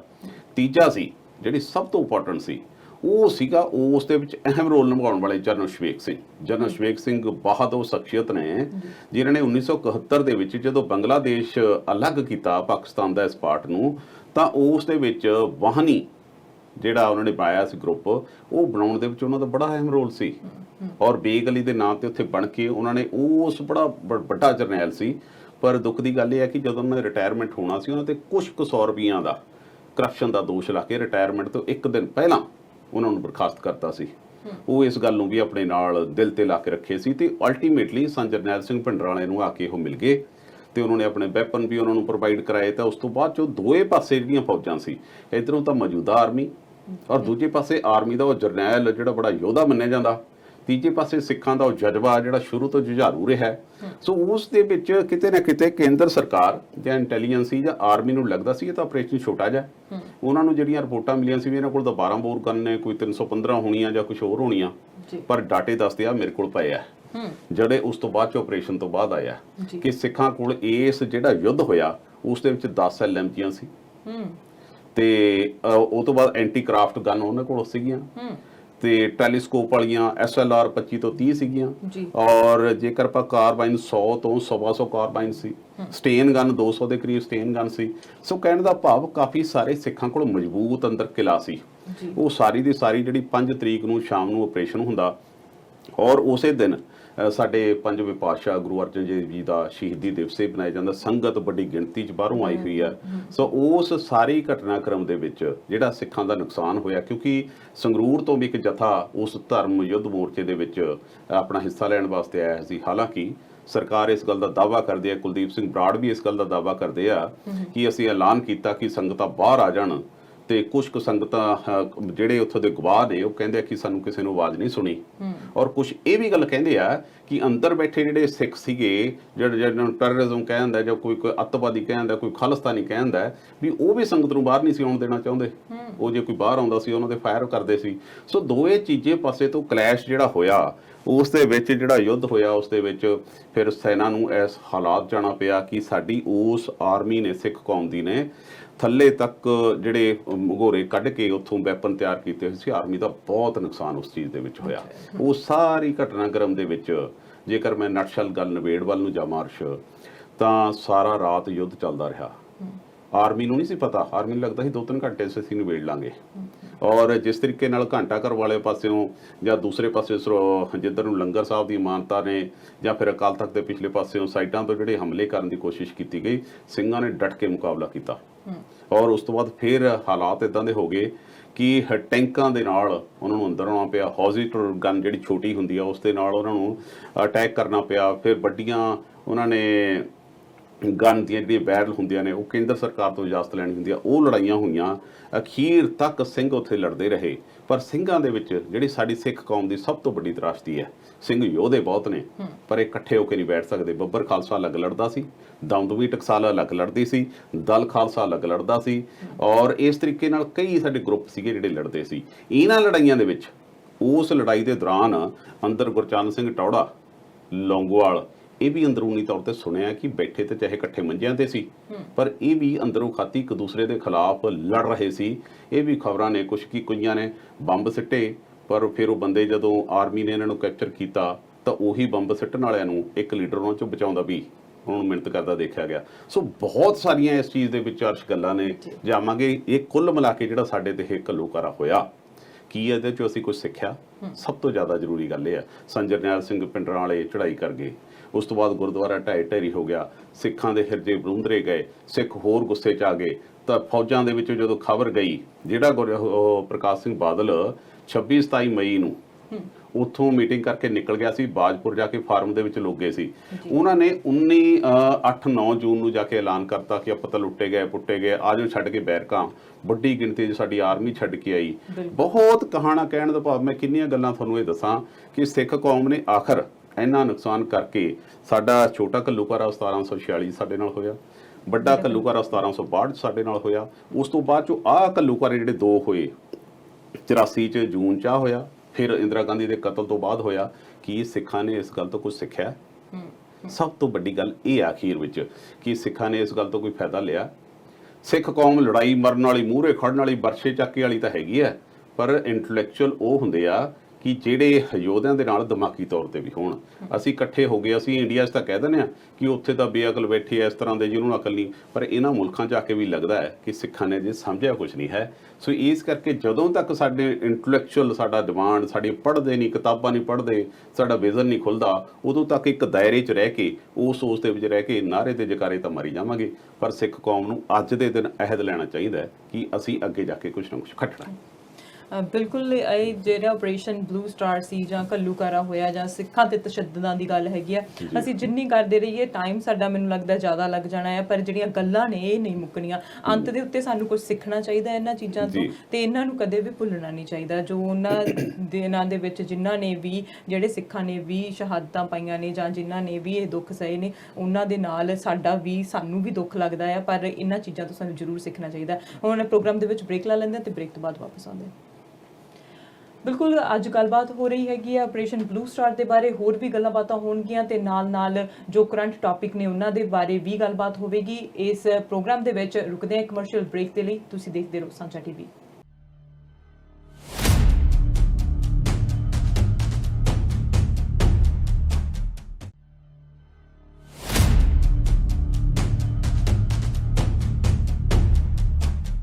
Welcome back after a short break. You are watching straight talk, ਸਿੱਧੀ ਗੱਲ। ਤੇ ਸਿੱਧੀ ਗੱਲਬਾਤ ਦੇ ਵਿੱਚ ਗੱਲਬਾਤ ਹੋ ਰਹੀ ਹੈ ਆਪਰੇਸ਼ਨ ਬਲੂ ਸਟਾਰ ਦੇ ਬਾਰੇ, ਕਿਉਂਕਿ ਜੂਨ ਦਾ ਮਹੀਨਾ ਜੋ ਹੈ ਉਹ ਬਹੁਤ ਦੁੱਖਾਂ ਭਰਿਆ ਹੈਗਾ ਸਿੱਖਾਂ ਦੇ ਲਈ। ਤੇ ਨਾਲ ਹੁਣ ਅਸੀਂ ਕਰੰਟ ਮੁੱਦੇ ਆ ਜਿਹੜੇ ਉਹਨਾਂ ਦੇ ਬਾਰੇ ਵੀ ਗੱਲ ਕਰਾਂਗੇ ਮਿਸਟਰ ਹਰਪ੍ਰੀਤ ਧਾਲੀਵਾਲ ਦੇ ਨਾਲ। ਸੋ ਮਿਸਟਰ ਧਾਲੀਵਾਲ, ਜੂਨ ਦੇ ਮਹੀਨੇ ਦੀ ਗੱਲ ਤਾਂ ਅਸੀਂ ਕੀਤੀ ਹੈ, ਪਰ ਪੰਜਾਬ ਦੇ ਵਿੱਚ ਹੁਣ ਸਿਆਸਤ ਹੈਗੀ ਹੈ ਜਿਹੜੀ, ਜੇ ਅੱਜ ਕਰੰਟ ਮੁੱਦਿਆਂ ਦੀ ਜੇ ਅਸੀਂ ਗੱਲ ਕਰ ਲੈਂਦੇ ਹਾਂ ਤਾਂ ਕਰੰਟ ਵੀ ਬਹੁਤ ਕੁਝ ਹੋ ਰਿਹਾ ਹੈ। ਇੱਕ ਤਾਂ ਕਰੋਨਾ ਵਾਇਰਸ ਨੇ ਜਿਹੜਾ ਹੈਗਾ ਸਾਰੀ ਦੁਨੀਆ ਨੂੰ ਹਿਲਾ ਕੇ ਰੱਖਿਆ ਹੋਇਆ, ਜਿਹਦੇ ਵਿੱਚ ਪੰਜਾਬ ਦੇ ਵਿੱਚ ਅਸੀਂ ਸੁਣ ਰਹੇ ਹਾਂ ਕਿ ਕੇਸ ਘੱਟ ਹੈਗੇ ਨੇ, ਪਰ ਫਿਰ ਵੀ ਜੇ ਭਾਰਤ ਦੀ ਕੁੱਲ ਮਿਲਾ ਕੇ ਗੱਲ ਕਰੀਏ ਤਾਂ ਉੱਥੇ ਕੇਸ ਵੱਧ ਰਹੇ ਨੇ, ਤੇ ਪੰਜਾਬ ਦੇ ਵਿੱਚ ਹੋ ਸਕਦਾ ਆਉਣ ਵਾਲੇ ਦਿਨਾਂ ਦੇ ਵਿੱਚ ਕੇਸ ਵਧਣ ਦੀ ਆਸ ਹੋ ਸਕਦੀ ਹੈ। ਪਰ ਜੇ ਇਸ ਤਰ੍ਹਾਂ ਹੀ ਚੱਲਦਾ ਰਿਹਾ ਕਿ ਬਹੁਤ ਲੋਕ ਇੱਕ ਦੂਜੇ ਤੋਂ ਸ਼ਹਿਰਾਂ ਵੱਲ ਨਹੀਂ ਜਾ ਰਹੇ, ਤਾਂ ਸ਼ਾਇਦ ਜਿਹੜਾ ਕਰੋਨਾ ਵਾਇਰਸ ਘੱਟ ਵੀ ਸਕਦਾ ਹੈ। ਤੇ ਨਾਲ ਜਿਹੜੀ ਰਾਜਨੀਤੀ ਹੈ ਉਹ ਤਾਂ ਹੋ ਹੀ ਰਹੀ ਹੈ ਸਾਰੀ ਥਾਵਾਂ ਦੇ ਉੱਤੇ। ਹੁਣ ਹੁਣ ਆਮ ਆਦਮੀ ਪਾਰਟੀ ਆ, ਉਹਨੂੰ ਉਡੀਕ ਹੈਗੀ ਹੈ ਨਵਜੋਤ ਸਿੰਘ ਸਿੱਧੂ ਦੀ, ਤੇ ਇਹ ਗੱਲਾਂ ਵੀ ਬਹੁਤ ਅਫਵਾਹਾਂ ਫੈਲ ਰਹੀਆਂ ਨੇ ਕਿ ਨਵਜੋਤ ਸਿੰਘ ਸਿੱਧੂ ਆਮ ਆਦਮੀ ਪਾਰਟੀ ਦੇ ਵਿੱਚ ਜਾ ਸਕਦੇ ਹੈਗੇ ਆ, ਤੇ ਪਰ ਉਹਨਾਂ ਦੇ ਵੱਲੋਂ ਕੋਈ ਕਲੀਅਰ ਨਹੀਂ ਦੱਸਿਆ ਜਾ ਰਿਹਾ ਕਿ ਕਿੱਧਰ ਜਾਣਾ ਆ, ਮੈਂ ਕੀ ਕਰਨਾ ਹੈਗਾ ਆ। ਸੋ ਕੁਝ ਖਬਰ ਹੈਗੀ ਹੈ ਕਿ ਕੀ ਹੋ ਰਿਹਾ ਹੈਗਾ ਉੱਥੇ ਪੰਜਾਬ ਦੀ ਸਿਆਸਤ ਦੇ ਵਿੱਚ? ਜੀ, ਹਾਲਾਂਕਿ ਅਰਸ਼ ਜਿਹੜਾ 1984 ਜਿਹੜਾ ਘੱਲੂਘਾਰਾ ਦਿਵਸ ਹੈ, ਇਸ ਦੀ ਜੇ ਆਪਾਂ ਗੱਲ ਕਰਨੀ ਚਾਹੀਏ ਤਾਂ ਬਹੁਤ ਸਾਰੇ ਇਹਦੇ ਹੋਰ ਪਹਿਲੂ ਨੇ ਜਿਨ੍ਹਾਂ ਤੇ ਆਪਾਂ ਗੱਲਬਾਤ ਕਰਨੀ, ਕਿਉਂਕਿ ਆਪਣਾ ਇੱਕ ਸੀਮਤ ਸਮਾਂ ਹੁੰਦਾ ਜਿਹਦੇ ਵਿੱਚ ਆਪਾਂ ਸਾਰੀ ਗੱਲ ਕਰਨੀ ਹੈ। ਸੋ ਅੱਜ ਜਿਹੜੀ ਤੁਸੀਂ ਨੈਕਸਟ ਗੱਲ ਪੰਜਾਬ ਦੀ ਸਿਆਸਤ ਦੀ ਕੀਤੀ ਹੈ, ਨਵਜੋਤ ਸਿੰਘ ਸਿੱਧੂ ਦਾ ਜਦੋਂ ਨਾਂ ਆਉਂਦਾ ਨਾ, ਤਾਂ ਕੋ ਬੱਚਿਆਂ ਨੂੰ ਛੋਟੇ ਹੁੰਦੇ ਇੱਕ ਮੁਹਾਵਰੇ ਪੜ੍ਹਾਉਂਦੇ ਸੀ, ਇੱਕ ਅਨਾਰ ਤੇ 100 ਬਿਮਾਰ। ਨਵਜੋਤ ਸਿੰਘ ਸਿੱਧੂ ਦਾ ਹਾਲ ਇਸ ਵੇਲੇ ਅਨਾਰ ਵਾਲਾ ਹੋਇਆ ਹੈ। ਸਾਰੇ ਹੀ ਨਵਜੋਤ ਸਿੰਘ ਸਿੱਧੂ ਦੇ ਉਸ ਅਨਾਰ ਦੇ ਛਿਲਕੇ ਨੂੰ ਫੜ ਕੇ ਡੁੱਬਣ ਤੋਂ ਬਚਣਾ ਚਾਹੁੰਦੇ ਆ। ਸਭ ਨੂੰ ਲੱਗਦਾ ਹੈ ਕਿ ਨਵਜੋਤ ਸਿੰਘ ਸਿੱਧੂ ਜਿਸ ਪਾਸੇ ਚਲਾ ਗਿਆ ਉਸ ਪਾਸੇ ਨੂੰ ਪਾਸਾ ਪਲਟ ਜਾਣਾ ਹੈ। ਅਸੀਂ ਇਹ ਨਹੀਂ ਕਹਿੰਦੇ ਵੀ ਨਵਜੋਤ ਸਿੰਘ ਸਿੱਧੂ ਬਹੁਤ ਜ਼ਬਰਦਸਤ ਨੇਤਾ ਹੈ, ਪਰ ਹਾਂ ਉਸ ਦੀ ਇਮੇਜ ਹੈ, ਉਹਦੀ ਸ਼ਖਸੀਅਤ ਹੈ, ਉਹ ਇੱਕ ਸਾਫ਼ ਸੁਥਰੀ ਸ਼ਖਸੀਅਤ ਵਾਲਾ ਨੇਤਾ, ਪੱਲਿਓਂ ਪੈਸੇ ਖਰਚਣ ਵਾਲਾ ਨੇਤਾ, ਪਹਿਲਾ ਹੀ ਨੇਤਾ ਹੋਊਗਾ ਸਾਡੇ ਇਹੋ ਜਿਹਾ। ਬਿਲਕੁਲ। ਤੇ ਸੋਹਣੀ ਪਰਸਨੈਲਿਟੀ, ਚੰਗੀਆਂ ਭਾਸ਼ਾਵਾਂ ਦਾ ਗਿਆਨ, ਸਟੇਟ ਵੇ ਗੱਲ ਕਰਨ ਵਾਲਾ ਗਿਆਨ, ਹਾਲਾਂਕਿ ਥੋੜਾ ਜਿਹਾ ਜ਼ਿਆਦਾ ਗੱਲਬਾਤ ਕਰ ਜਾਂਦਾ। ਹੁਣ ਇਸ ਵੇਲੇ ਕਿਉਂਕਿ ਕਰਤਾਰਪੁਰ ਸਾਹਿਬ ਦਾ ਜਿਹੜਾ ਲਾਂਘਾ ਖੁੱਲਿਆ, ਉਸ ਦਾ ਪੰਜਾਬ ਨੇ ਮੁੱਲ ਮੋੜਨਾ ਹੀ ਮੋੜਨਾ ਹੈ। ਇਹ ਪੰਜਾਬੀਆਂ ਦੀ ਆਦਤ ਹੈ, ਜਿਹੜਾ ਇੱਕ ਵਾਰੀ ਉਹ ਜਾਂਦੇ ਆ ਕਿਸ ਪਾਸੇ ਨੂੰ, ਫਿਰ ਠੱਡੇ ਇੱਕ ਪਾ ਕੇ ਢਿੱਲ ਤੇ ਲਾ ਕੇ ਆਉਂਦੇ ਆ। ਸੋ ਨਵਜੋਤ ਸਿੰਘ ਸਿੱਧੂ ਨੂੰ ਲੋਕ ਚਾਹੁੰਦੇ ਆ, ਜੇਕਰ ਨਹੀਂ ਕੋਈ ਚਾਹੁੰਦਾ ਤਾਂ ਉਸ ਦੀ ਆਪਣੀ ਪਾਰਟੀ ਦੇ ਵਿੱਚ ਜਿਹੜੀ ਖਿੱਚੋਤਾਣ ਬਣੀ ਹੈ, ਉਹ ਸਾਬਕਾ ਮੰਤਰੀ ਬਣ ਗਿਆ। ਹੁਣ ਉਹ ਘਰ ਵੀ ਬੈਠਾ ਰਹਿੰਦਾ ਹੈ, ਪਰ ਸਾਰੇ YouTube ਤੇ ਫਰੋਲਦੇ ਰਹਿੰਦੇ ਵੀ ਨਵਜੋਤ ਸਿੰਘ ਸਿੱਧੂ ਨੇ ਆਪਣੇ ਚੈਨਲ 'ਚ ਅੱਜ ਕੁਝ ਨਵਾਂ ਤਾਂ ਨਹੀਂ ਕਹਿਤਾ। ਹੁਣ ਇਸ ਵੇਲੇ ਚਰਚਾ ਇਸ ਗੱਲ ਦੀ ਚੱਲ ਰਹੀ ਹੈ ਅਰਸ਼, ਕਿ ਨਵਜੋਤ ਸਿੰਘ ਸਿੱਧੂ ਕਿਸ ਪਾਸੇ ਨੂੰ ਜਾਣਗੇ। 2 ਦਿਨਾਂ ਤੋਂ ਇਸ ਗੱਲ ਦੀ ਖਬਰ ਆਈ ਹੈ ਕਿ ਆਮ ਆਦਮੀ ਪਾਰਟੀ ਦੇ ਵਿੱਚ ਕੇਜਰੀਵਾਲ ਨੇ ਜਿਹੜਾ ਪੀਕੇ ਹੈ, ਜਿਹਨੂੰ ਪ੍ਰਸ਼ਾਂਤ ਕਿਸ਼ੋਰ ਕਹਿੰਦੇ ਆ, ਪੀਕੇ ਦੇ ਨਾਂ ਨਾਲ ਬੜਾ ਮਸ਼ਹੂਰ ਹੈ, ਉਹ ਵੱਖ-ਵੱਖ ਲੋਕਾਂ ਦੀਆਂ ਇਲੈਕਸ਼ਨਾਂ ਲੜਾ ਚੁੱਕਿਆ ਤੇ ਉਹ ਕਾਮਯਾਬੀ ਨਾਲ ਲੜੀਆਂ ਨੇ, ਚਾਹੇ ਪ੍ਰਧਾਨ ਮੰਤਰੀ ਦੀ ਹੋਵੇ, ਚਾਹੇ ਕੈਪਟਨ ਅਮਰਿੰਦਰ ਉਹਨਾਂ ਦੀ ਹੋਵੇ, ਜਾਂ ਫਿਰ ਬਿਹਾਰ ਦੀ ਹੋਵੇ, ਬਹੁਤ ਸਾਰੀਆਂ ਇਲੈਕਸ਼ਨਾਂ ਦੇ ਵਿੱਚ ਉਹ ਕਾਮਯਾਬ ਰਿਹਾ। ਹੁਣ ਪਤਾ ਲੱਗਿਆ ਕਿ ਪੀਕੇ ਦਾ ਕੇਜਰੀਵਾਲ ਨਾਲ ਕਿਤੇ ਨਾ ਕਿਤੇ ਇਕੁਏਸ਼ਨ ਹੋ ਰਹੀ ਹੈ, ਤੇ ਪੀਕੇ ਚਾਹੁੰਦਾ ਹੈ ਕਿ ਜੇਕਰ ਆਮ ਆਦਮੀ ਪਾਰਟੀ ਨੇ 2022 ਦੇ ਵਿੱਚ ਪੰਜਾਬ 'ਚ ਰਾਜ ਕਰਨਾ ਤਾਂ ਨਵਜੋਤ ਸਿੰਘ ਸਿੱਧੂ ਬਾਹਦ ਨੇਤਾ ਹੈ, ਜੇਕਰ ਉਹਨੂੰ ਲੈ ਲਿਆ ਜਾਵੇ। ਖਬਰਾਂ ਇਹ ਵੀ ਨੇ ਕਿ ਉਹਨੇ WhatsApp ਰਾਹੀਂ ਨਵਜੋਤ ਸਿੰਘ ਸਿੱਧੂ ਨੂੰ ਮੈਸੇਜ ਭੇਜੇ ਤੇ ਪੁੱਛਿਆ ਵੀ ਤੁਸੀਂ ਕੀ ਚਾਹੁੰਦੇ ਹੋ, ਤੁਹਾਡੀ ਕੀ ਡਿਮਾਂਡ ਹੈ। ਪਰ ਦੂਜੇ ਪਾਸੇ ਕਾਂਗਰਸ ਦੇ ਵਿੱਚ ਵੀ ਹਲਚਲ ਹੋਣੀ ਲਾਜ਼ਮੀ ਹੈ, ਕਿਉਂਕਿ ਉਧਰੋਂ ਕਾਂਗਰਸ ਨੂੰ ਵੀ ਪਤਾ ਹੈ ਕਿ ਜੇਕਰ ਕੈਪਟਨ ਅਮਰਿੰਦਰ ਦੀ ਸੁਸਤ ਚਾਲ ਇਸੇ ਤਰੀਕੇ ਨਾਲ ਰਹੀ ਤਾਂ ਸਾਡੇ ਪੈਰ ਲੱਗਣੇ ਨਹੀਂ। ਅਕਾਲੀ ਦਲ ਨੇ ਸੁੱਖ ਨਾਲ ਆਪਣੇ ਕੰਡੇ ਇੰਨੇ ਜ਼ਿਆਦਾ ਬੀਚੇ ਹੋਇਆ, ਲੋਕ ਅਜੇ ਉਹਨਾਂ ਨੂੰ ਮੂੰਹ ਲਾਉਣ ਨੂੰ ਤਿਆਰ ਨਹੀਂ। ਇਹ ਸਾਰੀਆਂ ਘਟਨਾਕ੍ਰਮ ਦੇ ਵਿੱਚ ਨਵਜੋਤ ਸਿੰਘ ਸਿੱਧੂ ਦਾ ਇੱਕ ਖਾਸਮ ਖਾਸ ਜਿਹੜਾ ਅੰਮ੍ਰਿਤਸਰ ਦੇ ਵੀ ਰਾਜਕੁਮਾਰ ਵੀਰਕਾ, ਉਹਨਾਂ ਨੂੰ ਕਿਤੇ ਨਾ ਕਿਤੇ ਮਿਲਦਾ ਗਿਲਦਾ ਰਹਿੰਦਾ ਹੈ, ਉਹਨੇ ਮੀਡੀਆ ਦੇ ਨਾਲ ਗੱਲਬਾਤ ਕਰਦਿਆਂ ਕਿਹਾ ਕਿ ਮੈਂ ਨਵਜੋਤ ਸਿੱਧੂ ਨੂੰ ਪੁੱਛਿਆ ਕਿ ਤੂੰ ਆਮ ਆਦਮੀ ਪਾਰਟੀ ਜਾ ਰਿਹਾ? ਉਹ ਕਹਿੰਦਾ ਮੈਂ ਤਾਂ ਕੋਈ ਨਾ ਆਮ ਆਦਮੀ ਪਾਰਟੀ ਨੂੰ ਮਿਲਿਆ, ਨਾ ਮੈਨੂੰ ਕੋਈ ਮੈਸੇਜ ਆਇਆ, ਨਾ ਹੀ ਮੈਂ ਕੋਈ ਸੁਨੇਹਾ ਘੱਲਿਆ। ਇਹ ਉਹਨਾਂ ਦੇ ਜਿਹੜਾ ਮਰਜ਼ੀ ਕੁਝ ਕਹੀ ਜਾਵੇ, ਮੈਂ ਤਾਂ ਨਹੀਂ ਕੁਝ ਕਿਹਾ। ਹੁਣ ਕਾਂਗਰਸੀ ਇਸ ਕਰਕੇ ਧਲਾਸਾ ਦੇ ਰਹੇ ਨੇ ਆਪਣੇ ਆਪ ਨੂੰ ਵੀ ਨਹੀਂ ਨਵਜੋਤ ਸਿੰਘ ਸਿੱਧੂ ਕਿਤੇ ਨਹੀਂ ਜਾਂਦਾ, ਆਪਣੇ ਨਾਲ ਹੀ ਹੈ, ਹੌਸਲਾ ਰੱਖੋ। ਦੂਜੇ ਪਾਸੇ ਪੰਜਾਬ ਦਾ ਮੁੱਖ ਮੰਤਰੀ ਕੈਪਟਨ ਅਮਰਿੰਦਰ ਸਿੰਘ, ਜਿਹੜਾ ਕਿ ਨਵਜੋਤ ਸਿੰਘ ਸਿੱਧੂ ਤੋਂ ਕਿਤੇ ਨਾ ਕਿਤੇ ਅੰਦਰੋਂ ਖਾਤੀ ਇਸ ਗੱਲੋਂ ਦਹਿਲਦਾ ਵੀ ਹੈ ਜੀ ਕਿ ਜੇਕਰ ਮੇਰੇ ਮੰਜੇ ਨੂੰ ਪਲਟਾਉਣ ਦੇ ਵਿੱਚ ਕੋਈ ਕਾਮਯਾਬ ਹੋਇਆ ਤਾਂ ਨਵਜੋਤ ਸਿੰਘ ਸਿੱਧੂ ਇਹ ਹੋਊਗਾ, ਬਾਕੀ ਕੁਝ ਨਹੀਂ ਹੋਣਾ। ਕੈਪਟਨ ਅਮਰਿੰਦਰ ਨੂੰ ਜਦੋਂ ਸਵਾਲ ਪੁੱਛਿਆ ਗਿਆ ਤਾਂ ਉਹਨਾਂ ਨੇ ਕਿਹਾ ਕਿ ਨਵਜੋਤ ਸਿੰਘ ਸਿੱਧੂ ਕਿਤੇ ਨਹੀਂ ਜਾਂਦਾ, ਪੀਕੇ ਵੀ ਸਾਡਾ ਬੰਦਾ, ਔਰ 2022 ਦੀਆਂ ਚੋਣਾਂ ਵੀ ਮੈਂ ਲੜੂ।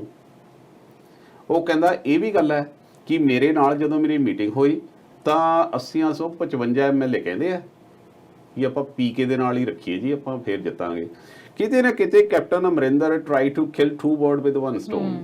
ਉਹ 2 ਨਿਸ਼ਾਨੇ ਕਰਨਾ ਚਾਹੁੰਦੇ ਆ, ਇੱਕ ਤਾਂ ਇਹ ਕਿ ਨਹੀਂ ਜੀ ਮੈਂ ਚੋਣ ਲੜੂੰਗਾ 2022 'ਚ, ਦੂਜੀ ਗੱਲ ਵੀ ਜੇ ਚੋਣ ਲੜਦੀ ਹੈ ਜਾਂ ਹਾਈ ਕਮਾਂਡ ਕੱਲ ਨੂੰ ਨਵਜੋਤ ਸਿੰਘ ਸਿੱਧੂ ਨੂੰ ਸਟਰੋਂਗ ਕਰਦੀ ਹੈ, 55 MLA ਮੇਰੇ ਕੋਲ ਨੇ। ਕਿਉਂਕਿ ਕੇਂਦਰ ਦੇ ਵਿੱਚ ਬੈਠੀ ਜਿਹੜੀ ਕਾਂਗਰਸ ਹੈ ਉਹ ਅਰਸ਼ ਅੱਗੇ ਨਾਲੋਂ ਕਮਜ਼ੋਰ ਹੋ ਗਈ ਹੈ। ਬਿਲਕੁਲ। ਉਹਦੇ ਕੋਲ ਹਮੇਸ਼ਾ ਹੀ ਜਿਹੜੇ ਉਹਦੇ ਸਟਰੋਂਗ ਲੀਡਰ ਉਹਨਾਂ ਦੀਆਂ ਵੱਖ-ਵੱਖ ਸਟੇਟਾਂ 'ਚ ਨੇ, ਹਮੇਸ਼ਾ ਉਹਨਾਂ ਦੇ ਖਿਲਾਫ ਮੁਖਾਲਫਤ ਕਰਨੀ ਉਹਨਾਂ ਨੇ ਸ਼ੁਰੂ ਕਰ ਦਿੱਤੀ ਹੈ।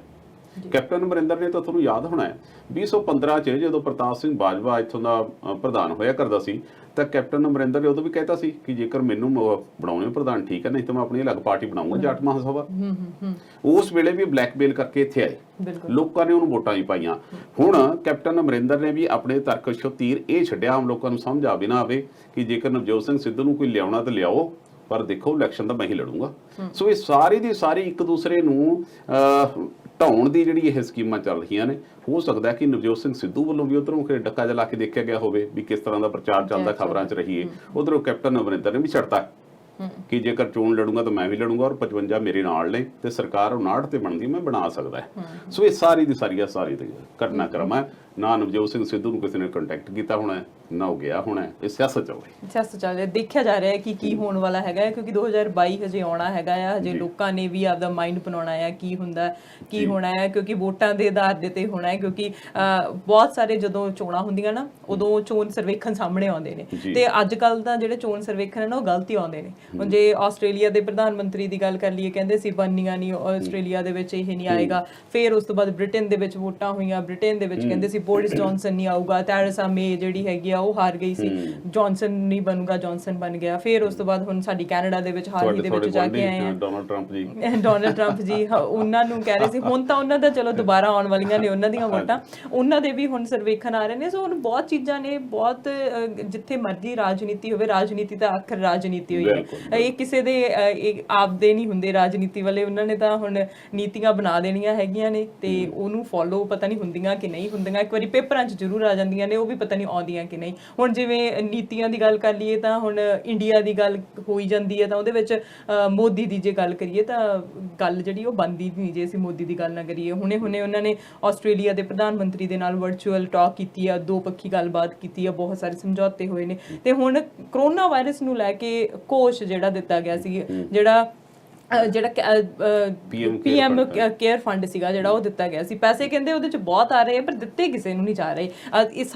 ਅਸੀਂ ਖੁਸ਼ਕਿਸਮਤ ਹਰੇਕ ਵਾਰੀ ਕਹਿ ਦਈਦਾ ਹੈ ਕਿ ਅਸੀਂ ਹੈਗੇ ਆ ਕਿ ਸਾਨੂੰ ਜਿਹੜੇ ਲੋਕ ਘਰਾਂ ਦੇ ਵਿੱਚ ਬੈਠੇ ਆ ਪੈਸੇ ਆ ਰਹੇ ਨੇ, ਸਾਨੂੰ ਪਤਾ ਹੈ ਕਿ ਅਸੀਂ ਸਾਡੀਆਂ ਨਿੱਜੀ ਜ਼ਰੂਰਤਾਂ ਨੇ ਜਿਹੜੀਆਂ ਉਹ ਪੂਰੀਆਂ ਹੋ ਰਹੀਆਂ ਨੇ, ਪਰ ਉੱਥੇ ਵਾਅਦੇ ਕੀਤੇ ਜਾ ਰਹੇ ਨੇ ਪਰ ਪੂਰੇ ਨਹੀਂ ਕੀਤੇ ਜਾ ਰਹੇ। ਅਰਸ਼ੀ, ਜਿਹੜਾ ਤੁਸੀਂ ਸਾਡੇ ਦੇਸ਼ ਦੇ ਪ੍ਰਧਾਨ ਮੰਤਰੀ ਬਾਰੇ ਗੱਲ ਕੀਤੀ ਆ, ਤੇ ਪ੍ਰਧਾਨ ਮੰਤਰੀ ਸਾਡੇ ਦੇਸ਼ ਦੇ ਵਿੱਚ ਅਸਲ 'ਚ ਕੀ ਹੈ ਕਿ ਨਵੇਂ ਤੋਂ ਨਵਾਂ ਚੁਟਕਲਾ ਛੱਡੋ ਤੇ ਲੋਕ ਉਸ ਚੁਟਕਲੇ ਤੇ ਗਿੱਧੇ ਭੰਗੜੇ ਪਾ ਕੇ ਆਪਣੇ ਰਾਤ ਨੂੰ ਘਰੇ ਖੁਸ਼ ਹੋ ਕੇ ਚਲੇ ਜਾਂਦੇ। ਉਹਨੂੰ ਮਿਲੇ ਕੁਛ ਨਾ ਮਿਲੇ ਉਹਨਾਂ ਨੂੰ ਵੀ ਸਮਝ ਨਹੀਂ ਆਉਂਦਾ, ਕਿਉਂਕਿ ਸਾਡੀ ਅਸਲ 'ਚ ਸਾਨੂੰ ਸਮਝਣ ਵਾਲੀ, ਸਾਨੂੰ ਸਮਝਾਉਣ ਵਾਲੀ ਰਾਜਨੀਤੀ ਉੱਥੇ ਹੋਈ ਨਹੀਂ। ਉੱਥੇ ਬੁੱਧੂ ਬਣਾਉਣ ਵਾਲੀ ਹੈ ਤੇ ਬੁੱਧੂ ਬਣਨ 'ਚ ਅਸੀਂ ਮਾਹਰ ਆ। ਸਾਡਾ ਖਿੱਤਾ ਜਿਹੜਾ ਸਾਊਥ ਏਸ਼ੀਆ ਵਾਲਾ, ਇਹ ਤਾਂ ਮਤਲਬ ਤੁਸੀਂ ਕਿਸੇ ਨੂੰ ਬਣਾਉਣ ਦੀ ਲੋੜ ਨਹੀਂ, ਆਪਣੇ ਆਪ ਬਣੇ ਹੀ ਪਏ ਆ।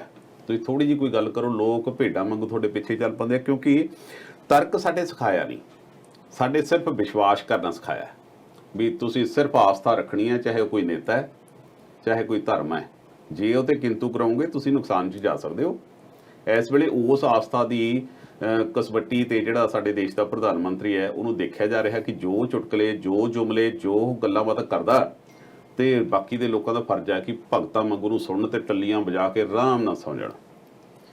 ਹੁਣ ਸਾਡੇ ਦੇਸ਼ ਦੇ ਪ੍ਰਧਾਨ ਮੰਤਰੀ ਦੀ ਜਿਹੜੀ ਤੁਸੀਂ ਗੱਲ ਕੀਤੀ ਹੈ, ਪਹਿਲੀ ਵਾਰੀ ਹੋਇਆ, ਅਦਰਵਾਈਜ਼ ਜਦੋਂ ਤੋਂ ਦੇਸ਼ ਆਜ਼ਾਦ ਹੋਇਆ ਪ੍ਰਧਾਨ ਮੰਤਰੀ ਇੱਕ ਰਾਹਤ ਕੋਸ਼ ਹੁੰਦੀ ਹੈ ਜਿਹੜਾ ਪ੍ਰਾਈਮ ਮਿਨਿਸਟਰ ਦੇ ਨਾਂ ਤੇ ਹੁੰਦਾ। ਜਦੋਂ ਕੋਈ ਡਿਜ਼ਾਸਟਰ ਆ ਜਾਏ, ਕੋਈ ਕੁਦਰਤੀ, ਤਾਂ ਉਸ ਦੇ ਵਿੱਚੋਂ ਪੈਸਾ ਜਾਰੀ ਹੁੰਦਾ, ਉਹਨਾਂ ਸਟੇਟਾਂ ਨੂੰ ਜਾਂ ਉਹਨਾਂ ਪੀੜਤ ਲੋਕਾਂ ਨੂੰ ਦਿੱਤਾ ਜਾਂਦਾ। ਉਹ ਰਾਹਤ ਕੋਸ਼ ਤਾਂ ਹੈਗਾ ਹੀ ਹੈਗਾ। ਇੱਕ ਨਵਾਂ ਇਸ ਸਰਕਾਰ ਨੇ ਨਵਾਂ ਕੀਤਾ, ਪ੍ਰਾਈਮ ਮਿਨਿਸਟਰ ਕੇਅਰ ਫੰਡ। ਇਹਦੇ ਲਫ਼ਜ਼ਾਂ ਤੋਂ ਐਂ ਲੱਗਦਾ ਹੈ ਕਿ ਲੋਕਾਂ ਦੀ ਕੇਅਰ ਨਹੀਂ ਕਰੂਗਾ, ਪ੍ਰਧਾਨ ਮੰਤਰੀ ਦੀ ਉਹ ਕਰਦਾ ਹੈ।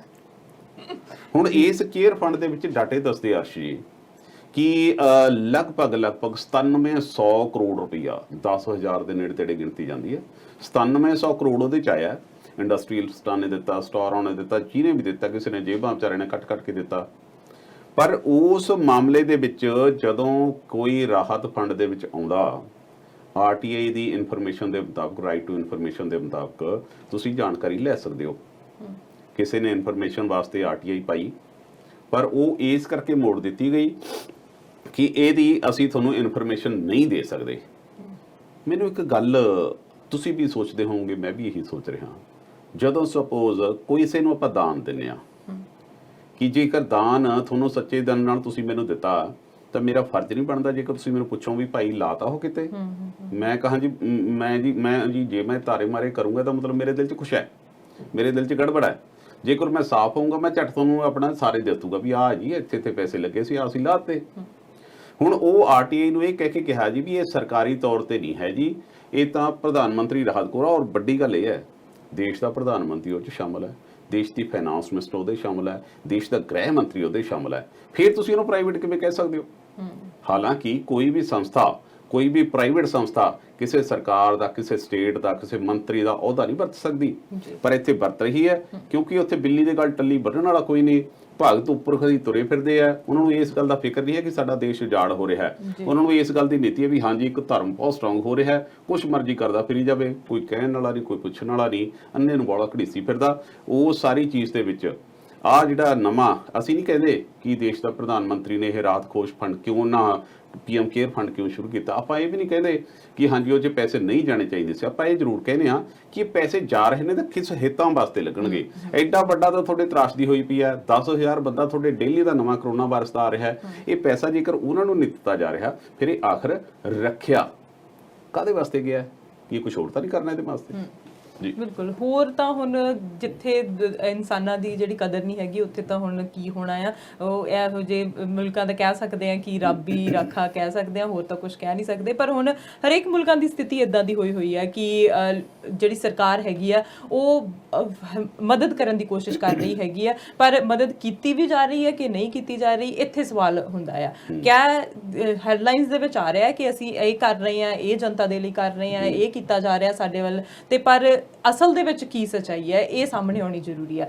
ਹੁਣ ਜੇ ਅਸੀਂ ਹੁਣ ਸਾਡੇ ਗੁਆਂਢੀ ਮੁਲਕ ਦੀ ਗੱਲ ਕਰ ਲਈਏ, ਅਮਰੀਕਾ ਦੀ ਗੱਲ ਕਰ ਲਈਏ, ਸਾਡੇ ਬਾਰਡਰ ਇਕੱਠੇ ਨੇ, ਸਾਡੇ ਬਾਰਡਰ ਇਸ ਵੇਲੇ ਬੰਦ ਨੇ, ਕਿਤੇ ਵੀ ਕੁਝ ਆ ਜਾ ਨਹੀਂ ਸਕਦੇ। ਪਰ ਹੁਣ ਇਹ ਕਰੋਨਾ ਵਾਇਰਸ ਦੀ ਜਿਹੜੀ ਮਹਾਮਾਰੀ ਹੈ, ਇਹਦੇ ਵਿਚਕਾਰ ਜਿਹੜੀ ਹੁਣ ਇੱਕ ਨਵੀਂ ਚੀਜ਼, ਨਵੇਂ ਪ੍ਰਦਰਸ਼ਨ ਸ਼ੁਰੂ ਹੋ ਗਏ ਨੇ, ਉਹ ਹੋ ਗਏ ਨੇ ਵਿਰੋਧ ਪ੍ਰਦਰਸ਼ਨ ਸ਼ੁਰੂ ਹੋ ਗਏ ਨੇ, ਉਹ ਨਸਲੀ ਭੇਦਭਾਵ, ਰੇਸਿਜ਼ਮ ਸਦੀਆਂ ਤੋਂ ਚੱਲਦਾ ਆ ਰਿਹਾ। ਜਦੋਂ ਵੀ ਅਸੀਂ ਗੱਲ ਕਰਦੇ ਹੈਗੇ ਆ, ਚਾਹੇ ਉਹ ਏਸ਼ੀਅਨ ਰੇਸਿਜ਼ਮ ਹੈਗਾ ਆ, ਚਾਹੇ ਉਹ ਬਲੈਕ ਕਮਿਊਨਿਟੀ ਨੂੰ ਲੈ ਕੇ ਹੈਗਾ ਆ, ਕਿਸੇ ਨੂੰ ਵੀ ਲੈ ਕੇ ਹੈਗਾ ਆ, ਰੇਸਿਜ਼ਮ ਚੱਲਦਾ ਆ ਰਿਹਾ। ਪਰ ਉਹ ਕਿਤੇ ਨਾ ਕਿਤੇ ਮੱਠਾ ਪੈ ਜਾਂਦਾ, ਢਿੱਲਾ ਪੈ ਜਾਂਦਾ ਆ, ਤੇ ਫਿਰ ਉਸ ਤੋਂ ਬਾਅਦ ਥੋੜਾ ਜਿਹਾ ਕੋਈ ਹੋਰ ਚੀਜ਼ ਹੁੰਦੀ ਹੈ, ਉਹਦੇ ਨਾਲ ਫਿਰ ਜਿਹੜਾ ਉਹ ਸੁਰਖੀਆਂ ਦੇ ਵਿੱਚ ਆ ਜਾਂਦਾ ਹੈ। ਤੇ ਹੁਣੇ ਜਿਹੜਾ 2 ਹਫ਼ਤਿਆਂ ਤੋਂ ਜਿਹੜਾ ਪ੍ਰਦਰਸ਼ਨ ਹੋ ਰਿਹਾ ਅਮਰੀਕਾ ਦੇ ਵਿੱਚ ਵੱਡੇ ਲੈਵਲ ਦੇ ਉੱਤੇ, ਇੱਕ ਪਾਸੇ ਤਾਂ ਅਸੀਂ ਸੋਸ਼ਲ ਡਿਸਟੈਂਸ, ਫਿਜ਼ੀਕਲ ਡਿਸਟੈਂਸ ਦੀਆਂ ਗੱਲਾਂ ਕਰ ਰਹੇ ਹੈਗੇ ਕਿ ਨਵੇਂ ਤਰੀਕੇ ਬਣਾਓ ਗੈਦਰਿੰਗ ਕਰਨ ਦੇ, ਵਰਚੁਅਲ ਗੱਲਾਂ ਕਰੋ, ਤੇ ਇੱਕ ਪਾਸੇ ਲੱਖਾਂ ਦੀ ਤਾਦਾਦ ਦੇ ਵਿੱਚ ਦੁਨੀਆ ਇਕੱਠੀ ਹੋ ਰਹੀ ਹੈ। ਪਰ ਇੱਕ ਪਾਸੇ ਤਾਂ ਕਹਿ ਰਹੇ ਆ ਕਿ ਅਸੀਂ ਸ਼ਾਂਤੀ ਪ੍ਰਦਰਸ਼ਨ ਕਰ ਰਹੇ ਹਾਂ, ਇੱਕ ਪਾਸੇ ਜਿਹੜਾ ਹੈਗਾ ਆ ਅਸ਼ਾਂਤਮਈ ਤਰੀਕੇ ਦੇ ਨਾਲ ਜਿਹੜੇ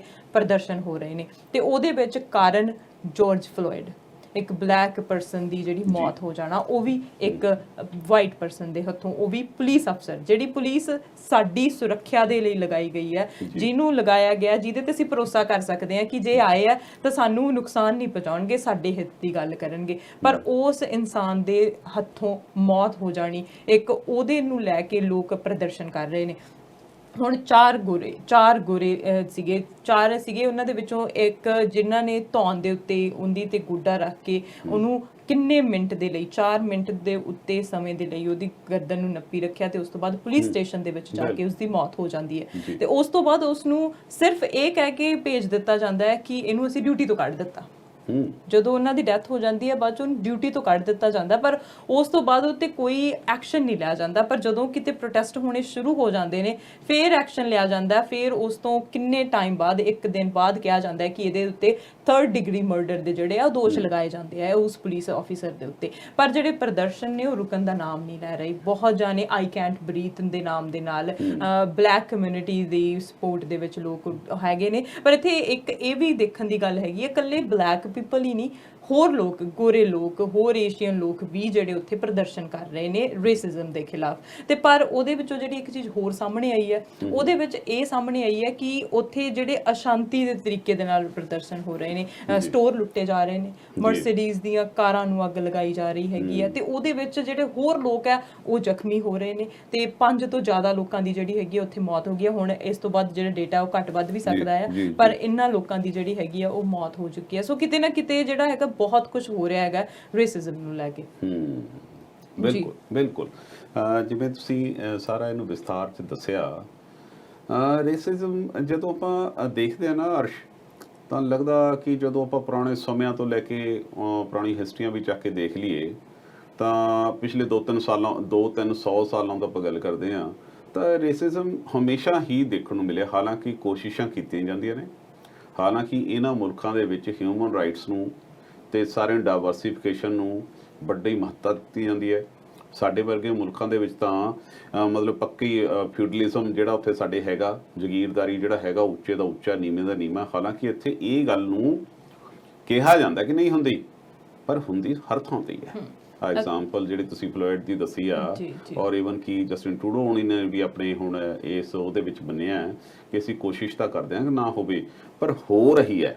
ਇਹ ਸਾਰੀ ਚੀਜ਼ ਦੇ ਵਿੱਚ ਬਲਦੀ ਦੇ ਤੇਲ, ਜਿਹੜੀ ਗੱਲ ਤੁਸੀਂ ਕੀਤੀ ਹੈ ਨਾ ਸਟਾਰਟਿੰਗ 'ਚ, ਹੁਣ ਗੱਲ ਕਰਦੇ ਹੋਏ ਕਿ ਵੱਖ-ਵੱਖ ਥਾਵਾਂ ਤੇ ਲੱਗਦਾ ਨਹੀਂ ਸੀ ਵੀ ਫਲਾਣਾ ਪ੍ਰਧਾਨ ਮੰਤਰੀ ਬਣ ਜਾਊਗਾ, ਫਲਾਣਾ ਰਾਸ਼ਟਰਪਤੀ ਬਣ ਜਾਊਗਾ, ਪਰ ਮੈਨੂੰ ਐਂ ਜੇ ਲੱਗਣ ਲੱਗ ਗਿਆ ਅਰਸ਼ ਇਸ ਘਟਨਾਕ੍ਰਮ ਦੇ ਨਾਲ ਜੋੜ ਕੇ ਕਿ ਜਿਸ ਤਰੀਕੇ ਨਾਲ ਡੋਨਲਡ ਟਰੰਪ ਬਜਾਏ ਇਸ ਮਸਲੇ ਨੂੰ ਨਿਬੇੜਨ ਦੇ ਉਹ ਬੜਦੀ ਤੇ ਤੇਲ ਪਾਉਂਦੇ ਲੱਗਦੇ ਆ। ਜਿਸ ਤਰ੍ਹਾਂ ਦੇ ਉਹਨਾਂ ਦੇ ਬਿਆਨ ਆ ਰਹੇ ਆ, ਜਿਸ ਤਰ੍ਹਾਂ ਦਾ ਉਹ ਹਾਲਾਤ ਕਰ ਰਹੇ ਆ, ਉਹ ਤਾਂ ਲੱਗਦਾ ਕਿ ਉਹ ਇਲੈਕਸ਼ਨ ਮੋਡ ਦੇ ਵਿੱਚ ਨੇ, ਜਾਂ ਫਿਰ ਉਹਨਾਂ ਦੇ ਕਹਿੰਦੇ ਨੇ ਵੀ